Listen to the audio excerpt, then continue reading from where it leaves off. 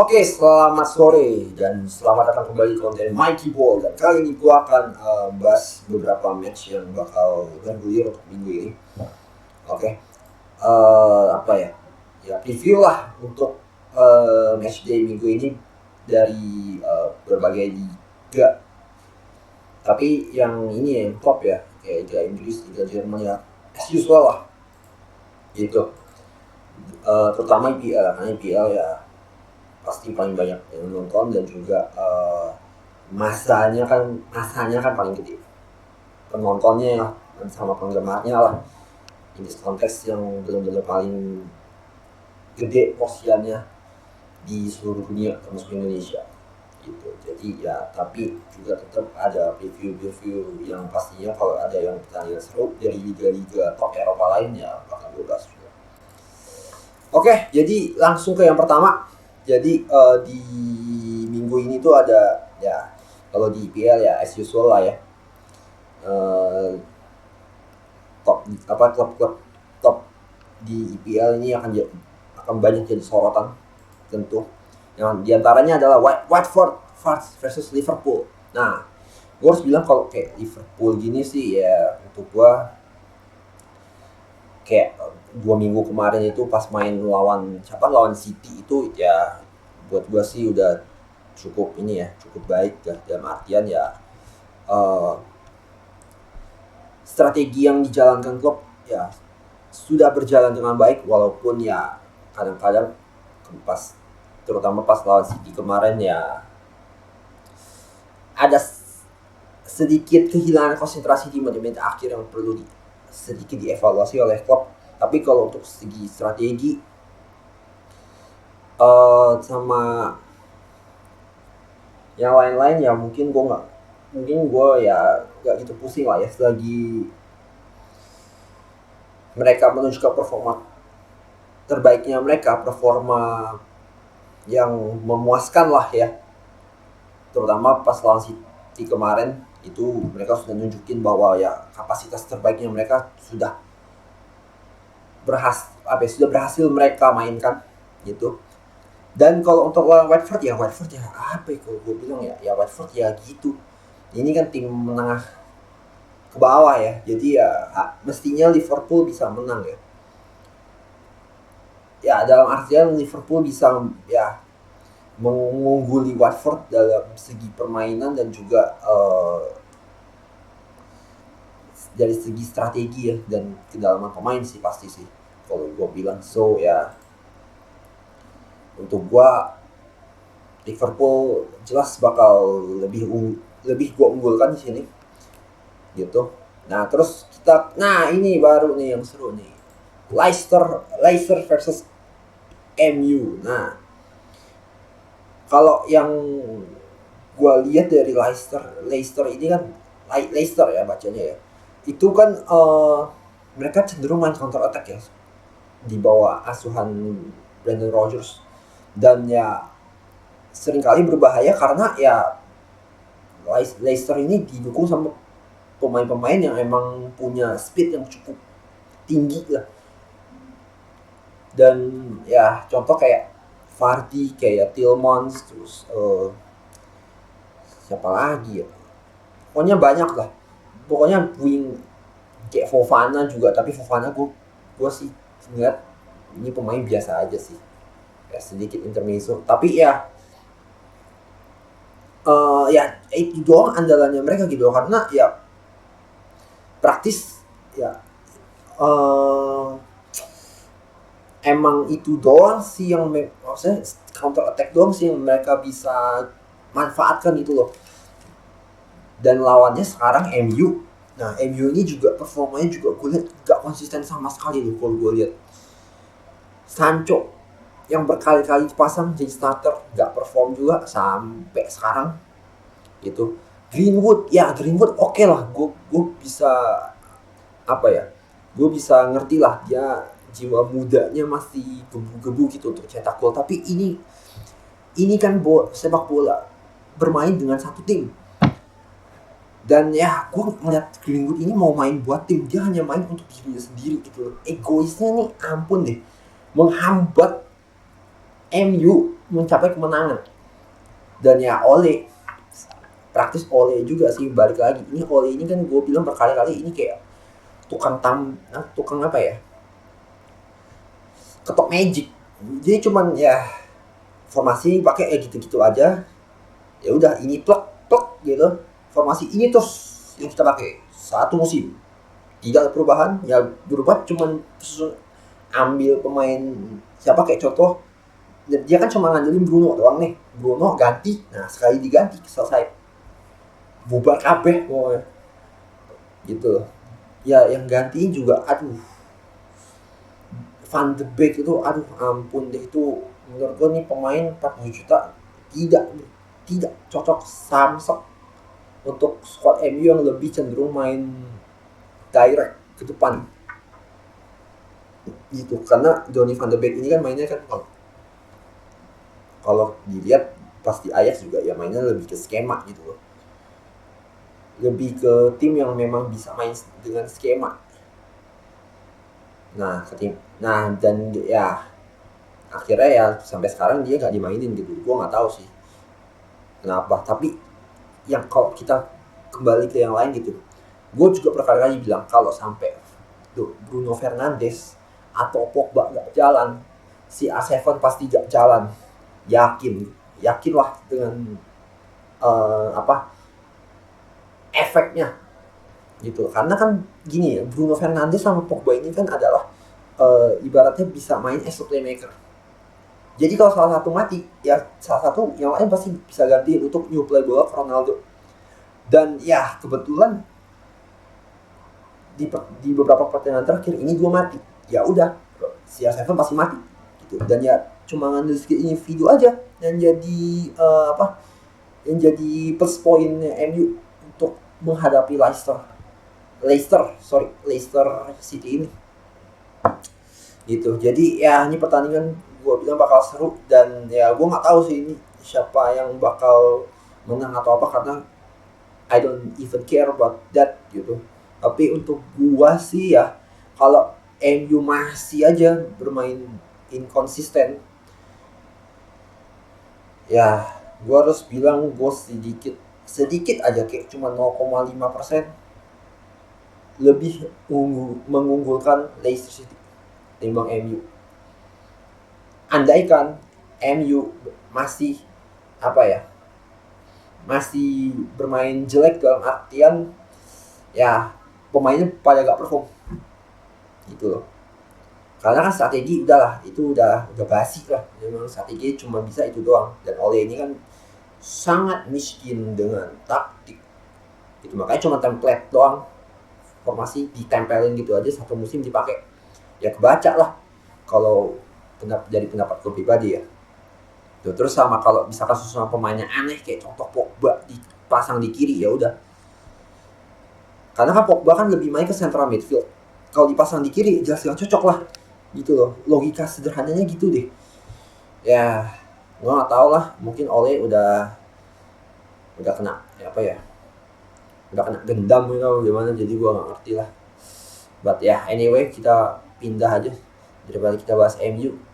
Lanjut kita bahas City versus Burnley. Nah kalau untuk City ya City sih menurut gue standar sih.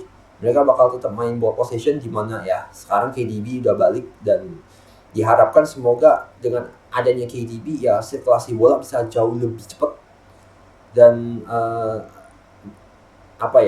dan bisa kasih dampak lah, yaitu dengan ball position strategi yang diterapkan sama Pep ya, diharapkan sirkulasi bola akan jauh lebih lancar lah dengan kehadiran KDB. Tapi ya balik lagi, masalahnya City sama aja, finishing. Pas lawan Liverpool berkali-kali mereka dapat banyak banget peluang, terutama pas lawan Liverpool di babak kedua, dan ya berkali-kali juga mereka gagal nyelesain gitu. Bukan karena salah bukan karena salah strateginya gitu. Peluang sudah banyak banget mereka ciptakan gitu, tapi ya kalau nggak ada finisher gitu ya susah juga ya gitu loh. Karena ya bisa terjepit gitu, gimana short pass strategi short pass yang banyak diterapin sama Pep dalam banyak kesempatan itu nggak jalan, ya mau nggak mau kan harus crossing. Disitulah mereka nggak punya striker murni lah yang bisa memanfaatkan berbagai situasi gitu, even dalam situasi sempit atau situasi yang genting sekalipun, di mana mereka harus at least menang even 1 gol, ya oke lah, yang penting menang dulu gitu.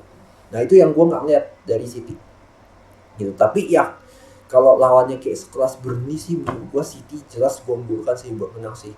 Itu udah kayak harga mutlak lah gitu yang harus mereka dapetin gitu demi ya memanaskan persaingan di papan atas, tentu di top 4 lebih-lebih. Dan ya Brentford versus Chelsea. Nah ini Brentford ya, setelah gue lihat track recordnya, ini tim ini bukan sembarangan tim loh ini. Tim ini bisa menyulitkan sudah berapa ya, 2 tim.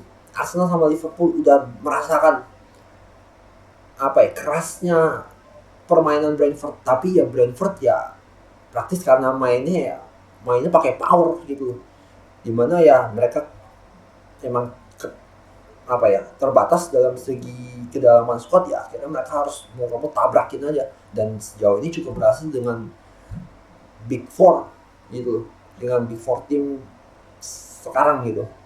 Nah Chelsea juga ya gue lihat dari segi permainan sebenarnya juga untuk saat ini gak bagus-bagus banget, dalam artian ya kelemahannya tuh udah mulai terekspos itu dari lini tengah ketika N'Golo Kante contoh ditarik keluar gitu. Pokoknya nggak ada N'Golo Kante lah di situ. Dan sekarang juga kemungkinan masih nggak bisa diperkuat sama Kante karena Kante kalau nggak salah masih dalam isoman COVID. Ya mau nggak mau Tuchel harus putar otak sekarang gitu loh. Ya oke lah, fine sih kalau misalkan lo tetap main 3-4-3, tapi ya resiko yang lebih besar bakal lu dapetin gitu loh untuk Chelsea ya. Tapi ya nggak tahu sih, mungkin ini pertandingan bakal seru juga buat gua. Ya andai tuh ya mungkin Tuchel bakal merubah strateginya di sini karena ya 3-4-3 atau 3-5-2-nya dia mulai nggak jalan gitu. Tapi gue nggak tahu kalau dia tetap pasang, ya udah sih. Gue nggak tahu sih apa yang bakal terjadi. Tapi yang jelas harusnya Chelsea bisa mengungguli Brentford harusnya. Oke, terus kita ke La Liga. Ada pertandingan yang cukup seru sebenarnya buat gue. Di antaranya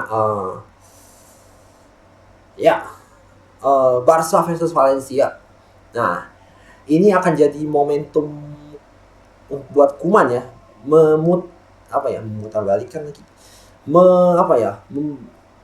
mengembalikan kepercayaan dari hampir semua elemen klub, mau itu dari presiden klub sampai ke fans atau penggemar dari Barca. Kenapa? Ya sekarang Koeman udah punya nih semua player yang sudah dia inginkan lah, dan kondisinya sekarang udah fit. Aguero udah ada, Dembele pun juga sama. Mereka sudah kemarin udah full time berlatih di dalam tim gitu. Ditambah juga kayak Coutinho udah ada, Ansu Fati pun yang udah dua ini yang juga udah lebih duluan main gitu. Ya gue harap semoga ya Barca bisa memenangkan pertandingan ini ya. Tapi ya di satu sisi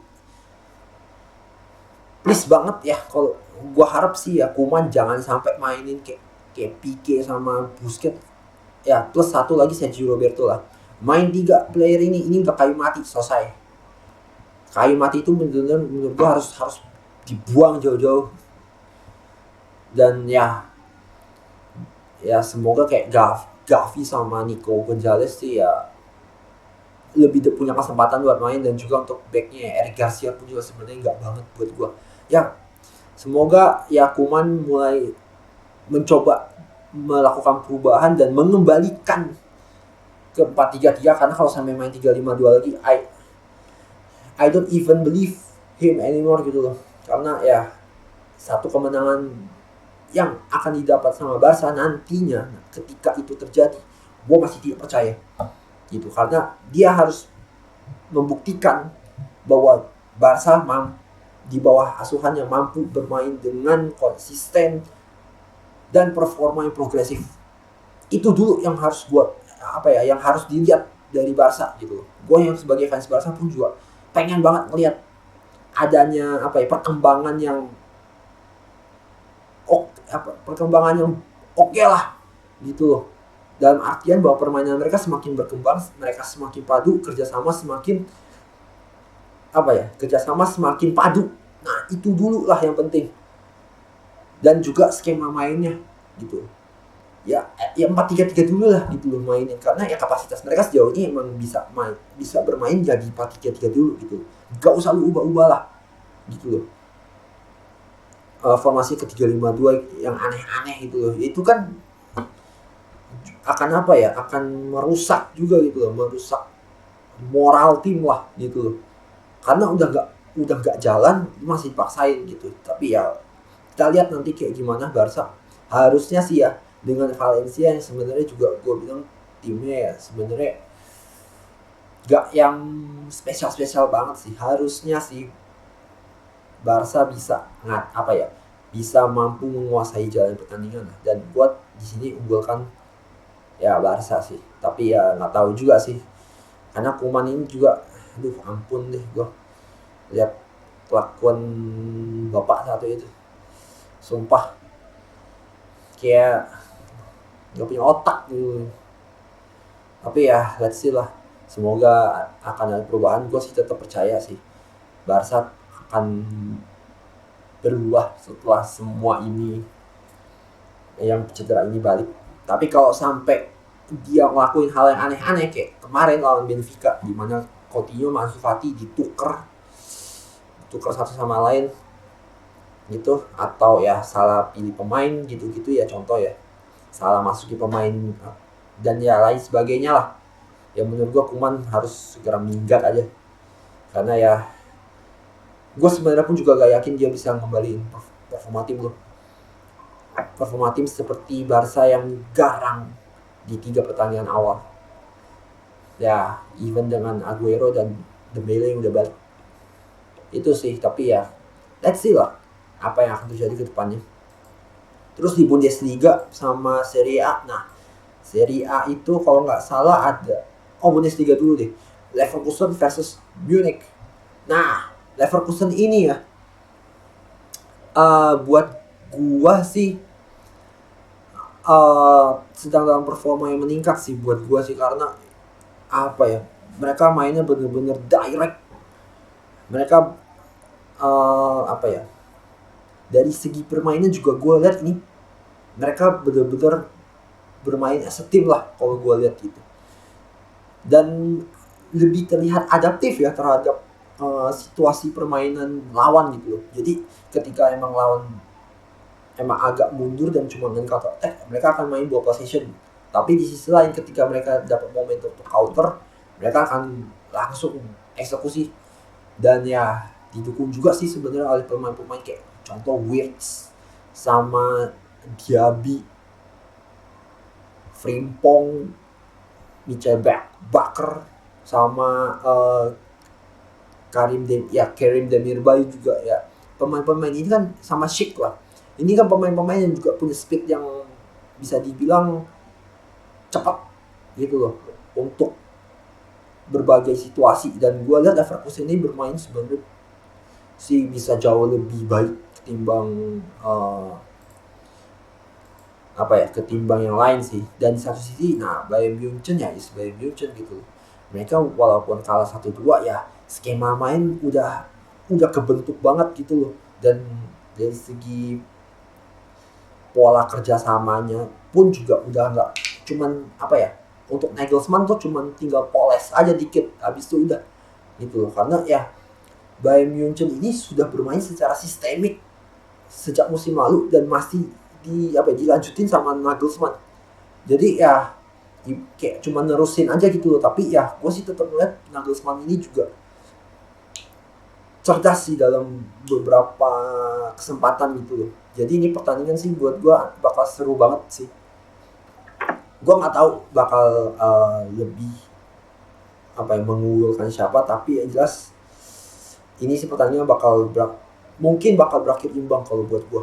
Mungkin akan berakhir imbang. Oke. Dan kayak Dortmund sama Mainz sih, harusnya sih Dortmund bisa menang sih. Cuman Dortmund ini kan kadang juga agak tulalit kok lawan tim-tim kayak kemarin contoh Freiburg juga ya udah jadi bukti juga, karena sebenarnya ini tim sebenarnya nggak konsisten juga, terutama di bagian defense ya, dimana mereka selalu kebobolan dalam setiap pertandingan. Oke. Kalau Serie A gue kayaknya nggak ini deh, nggak gue bahas deh, kayak Lazio Inter kalau nggak salah ya. Ya, gue nggak gitu bahas sih, tapi gue nanti bakal nonton kayak gimana. Ya mungkin itu aja sih Mikey Ball yang edisi kali ini. Semoga kalian dapat pencerahan dan sampai ketemu lagi di Mikey Ball berikutnya. Thanks buat kalian yang udah nonton. See ya. Ciao.